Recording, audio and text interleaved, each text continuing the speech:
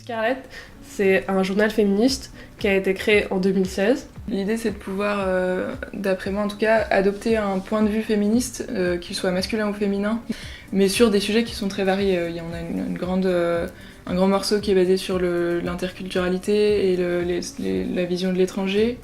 On a une partie politique, une partie création, donc voilà, le contenu est assez varié. L'idée, c'est qu'on a juste notre particularité éditoriale, c'est qu'on voudrait y poser un point de vue féministe. On permet à quiconque a envie de l'apprendre de prendre la parole. Il y a quelque chose où on sélectionne pas des gens qui sont forcément très littéraires ou issus du milieu du journalisme.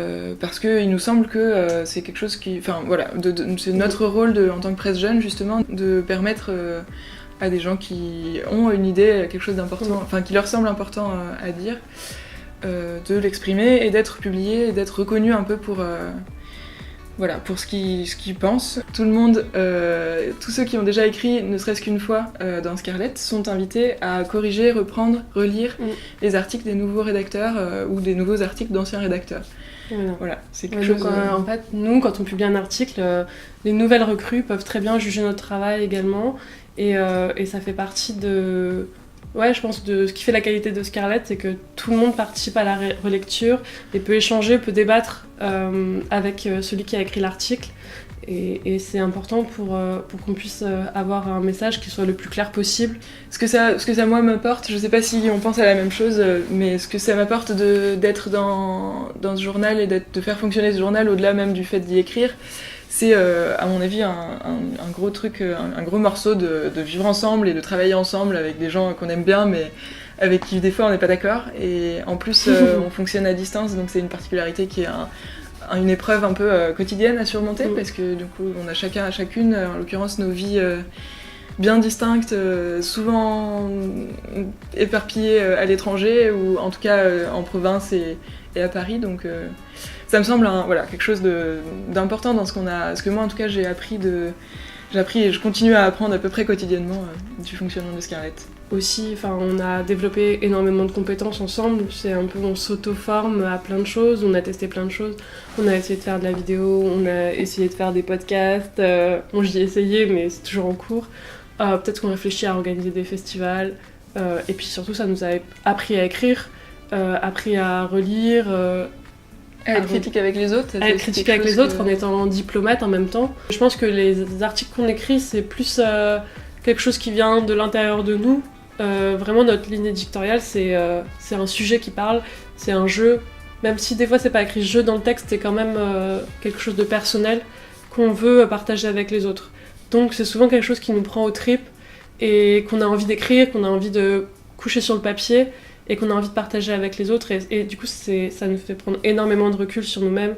Et moi, ça m'aide beaucoup à fixer mes idées, à fixer où est-ce que j'en suis sur les questions que je me pose actuellement dans la vie. On s'est dit lors d'une réunion, un peu en se lavant mutuellement, qu'on avait toutes mis Scarlett dans notre CV et que pour beaucoup d'entre nous, j'ai quelques idées en tête là, il y en a, voilà, pour certaines d'entre nous, ça a été facteur de réussite pour des entretiens d'embauche en fait. Donc de pouvoir en concrètement, parler et de pouvoir concrètement dire qu'on avait des compétences bénévoles, mais qui étaient vraiment un atout par rapport à d'autres personnes.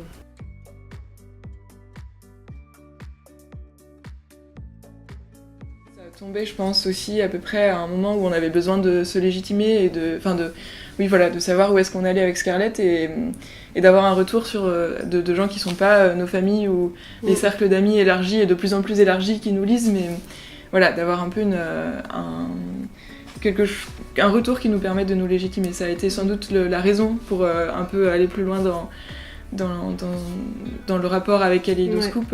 Il y a eu le déclencheur d'entendre parler du concours et puis il y a eu la raison pour laquelle on a postulé, on a candidaté et du coup ça a été un truc de recherche. Ouais, on voulait savoir si c'était important qu'on continue, si ça plaisait aux gens et si ça valait le coup qu'on s'investisse à fond dedans et je pense que oui. Et je pense que d'avoir gagné Kaleidoscope, ça nous a permis de nous dire waouh, mais en fait c'est cool ce qu'on fait et il faut qu'on continue et il faut qu'on s'accroche, il faut qu'on fasse encore mieux même. L'annonce des résultats et de la remise des prix au concours de Kaleidoscope, on l'a vécu toutes les deux justement. Il se trouve qu'on était les deux disponibles à ce moment-là pour y aller.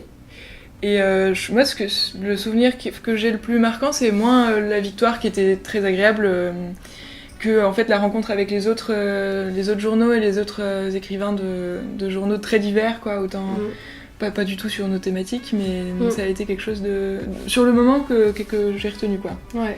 Et donc pendant le concours Kaléidoscope, on a passé une petite annonce en disant qu'on cherchait toujours des nouveaux rédacteurs et rédactrices.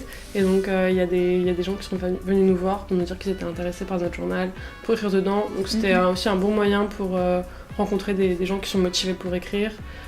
Aussi pour lire les autres journaux, parce que du coup on a regardé un peu ce qu'avaient fait les autres. Je pense que ça nous a donné des idées. On était bien fiers quand même d'être sur le podium carrément. Et de, justement, encore une fois, de s'apercevoir que notre travail avait de la valeur aux yeux de gens que nous on estimait... Et puis on a pris en compte aussi les critiques qu'on nous a fait. On avait tout un retour de critiques pour nous dire ce qui était bien, ce qui était pas bien, et c'était super cool. Par exemple, votre charte graphique elle est géniale. Nous on était un peu sceptiques. On s'est dit waouh, c'est trop cool, en fait notre charte graphique elle est bien, là-dessus c'est pas génial, faut qu'on s'améliore, donc là-dessus je pense que c'était bien aussi d'avoir un retour critique. Puis un retour de journaux et de journalistes qu'on connaissait, d'avoir sous-jacent le Courrier International, la revue Okapi, je me souviens plus de tous les partenaires, mais c'est quelque chose qui est hyper valorisant, quoi. Et on connaît maintenant Jet d'encre comme une association qui brasse du beau monde.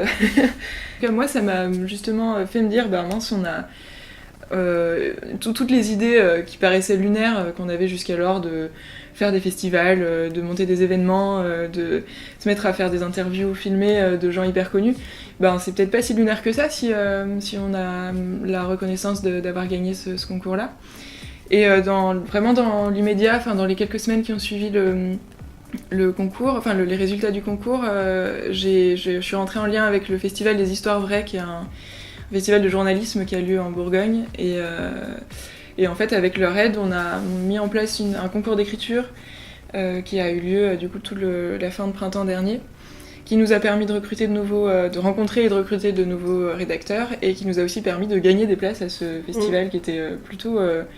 passionnant et qui nous a servi à nous nourrir encore de plein de choses. Donc c'est pas directement lié, finalement ça nous a pas servi vraiment dans notre CV. Moi j'ai pas eu l'occasion de rencontrer des gens qui connaissaient ce concours-là ou à qui je pouvais en parler directement. Mais voilà, au niveau de l'estime de l'estime de nous et de notre projet Scarlett, ça a permis de relancer la machine un peu, quoi, d'aller vers de nouvelles choses, et c'est encore en cours. Donc ce partenariat avec les Histoires Vraies d'Autun est toujours d'actualité, et peut-être que cette année c'est nous qui allons nous mettre... Là on a envie de reprendre le flambeau et d'organiser le festival à leur place. C'était un peu ambitieux, mais justement, peut-être que... Voilà, et peut-être que... Ça nous permet d'avoir de l'ambition, pour répondre à la question. On n'a jamais réussi à finir une réunion, je crois, honnêtement. À chaque fois on commence avec plein d'ambition, pour le coup, d'ordre du jour super long. Disons que en plus d'être dans une association où on est très amis, et du coup ça crée un peu des fois des dérives qui font qu'on n'arrive pas à finir une réunion sans parler d'autre chose finalement que de Scarlett. Et donc moi si j'avais un conseil à donner aux nouveaux participants, c'est que quand ils écrivent des journaux de presse, qu'ils essaient de partir d'eux-mêmes, de leurs idées, qu'ils se fassent confiance, et qu'ils essaient pas de copier un style journalistique, mais qui vraiment ils viennent avec leur propre écriture, leurs propres sentiments, leur propre point de vue sur l'actualité. Et ils en sont capables, qui qu'ils soient.